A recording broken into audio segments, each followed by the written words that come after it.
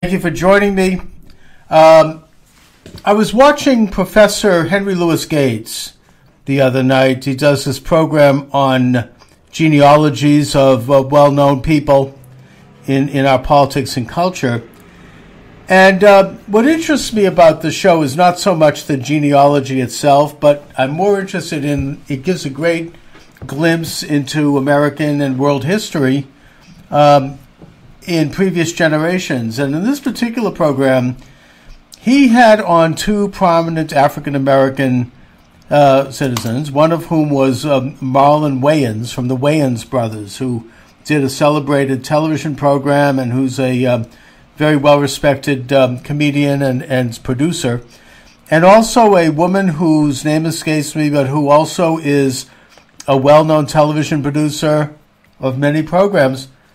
And what struck me was that in both cases, their ancestors, after the Civil War and after emancipation and after slavery, and at a time when you had, terrible racism and Jim Crow, both became super successful.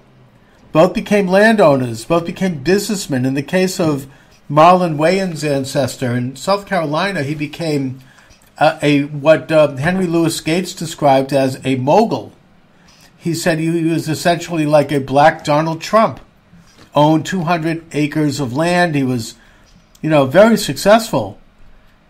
And, this is a side of black history that is not portrayed by the white, ultra-liberal narrative, of course.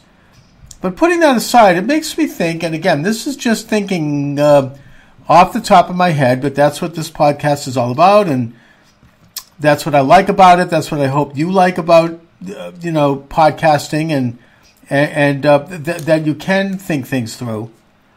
It occurs to me that a major motivation of Jim Crow and official, racism was not only based on bigotry and racism, which certainly is there, but also on fear that the black community was going to rise up and fully realize its potential, become super successful in all areas, as which it did in many cases, more cases than are discussed.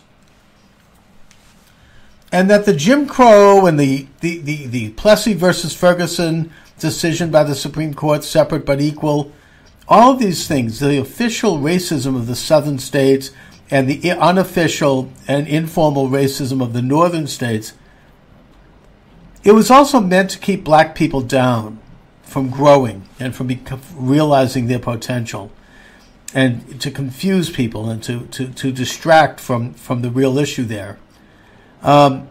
Similarly, Nazi Germany's attempt to keep Jewish people down and their success and to appropriate their wealth. And, of course, the left has sought to appropriate the growth of the private sector and the private economy in every generation.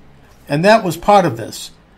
We have, and I think that agenda was replaced in the 1960s by the left's co-option of what was a Republican idea, which would have empowered black people by getting rid of the vestiges of formal racism, Jim Crow laws, and whatnot, and allowing black people to take their place as fully successful citizens of America by introducing various hateful modalities.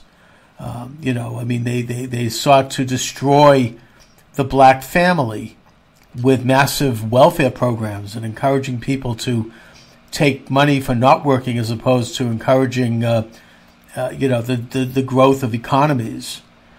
The destruction of black education, where children would be taught these quack methodologies like look, say, reading, so they'd be semi-illiterate and wouldn't be able to achieve all that they were meant to achieve. The destruction of the black church, which was a great moral force. I think the black church actually is responsible for having reinvigorated the white church in America. That was corrupted by people like Margaret Sanger, who paid off ministers to promote abortion. And the left, which used it, which is anti-religious, anti-faith anyways, and which sought to replace faith with, racial rage.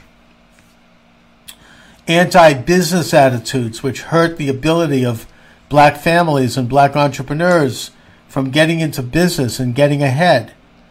In other words, they hurt the black economy. I mean, the black economy thrived anyway in spite of them. The Reverend Dr. Martin Luther King pointed this out in his speech in Memphis before he was assassinated. I'm getting a call here. Anyway, the whole business model, if you will, was meant to keep black people down back then in the form of formal racism, and starting in the 1960s, that was replaced by predominantly white people who were on the left and who were revolutionary, types who believed in using black people as cannon fodder for their demented revolution, and that this is the conspiracy against black people. Anyways, I'm going to go on because I got a live program coming up, so I want to thank you for joining me. Have a great day, everybody. I shall return.